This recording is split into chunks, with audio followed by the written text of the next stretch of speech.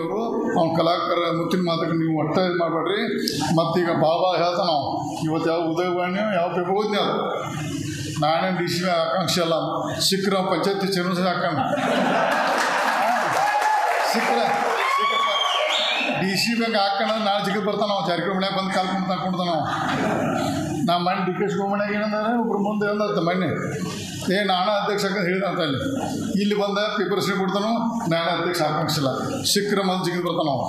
ಇವತ್ತು ರಾಜ್ಯದಾಗ ಏನಾರ ಅವ್ನ ಮಾತು ಕೇಳಿ ಹಾಳಾದವು ನಮ್ಮ ಜೊಲ್ಲೆ ಸಾಹೇಬ್ MP ಕಳ್ಕೊಂಡು ಮಾತು ಕೇಳಿ ಲಕ್ಷ್ಮಣ ಸೋದಿ ಮಾತು ಕೇಳಿ ನಮ್ಮ ರಮೇಶ್ ಕತ್ತಿ DC ಬ್ಯಾಂಕ್ ಕಳ್ಕೊಂಡು ಲಕ್ಷ್ಮಣ ಸೋದಿ ಮಾತು ಕೇಳಿ ಸರಿಯಾಗಿ ನಮ್ಮ ಜೊತೆ ಅವರು ಏನೋ ಹಾಕರಿಗೆ ಪಾಪ ಈಗ ಹುಚ್ಚಾಗಿದಾರಲ್ಲ ಲಕ್ಷ್ಮಣ ಸೋದಿ ಮಾತು ಕೇಳಿ ಇಬ್ಬರು ತಲೆಯಾಡ್ಬಾರ್ದು ಅಂಥ ಡೇಂಜರ್ ಮೆಡಿಸಿನ್ ನಾವು ತಾತ ಮತ್ತು ಸುಧಾರ್ತಾನೆ ಎಲ್ಲೂ ಮಾತಾಡಿ ಕೆಟ್ಟ ಶಬ್ದ ಎಲ್ಲೂ ಎಲ್ಲ ಮಾತಾಡಿಸ್ತಾನೋ ಮತ್ತು ಚಂದ ಮಾತಾಡ್ಕೊಂಡು ರಾತ್ರಿ ಚಂದ ಕೂಗ ನಕ್ಕೊಳ್ತಾವ.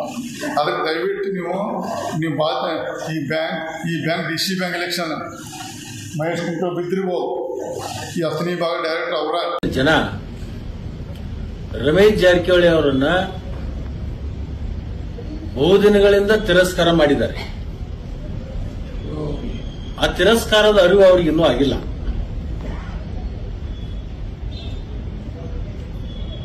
ಅವ್ರಿಗೆ ಏನಾದ್ರೂ ಮಾನ ಮರ್ಯಾದೆ ಗೌರವ ಅನ್ನುವಂಥದ್ದು ಗೊತ್ತಿದ್ರೆ ನಿಜವಾಗ್ಲೂ ನಮ್ಮ ತಾಲೂಕದೊಳಗೆ ಕಾಲು ಹಾಕುವ.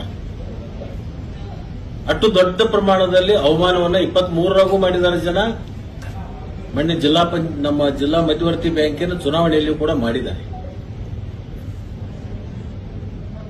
ಯಾರು ಜಾಣರಿರ್ತಾರೆ, ಯಾರು ಬುದ್ಧಿಜೀವಿಗಳಿರ್ತಾರೋ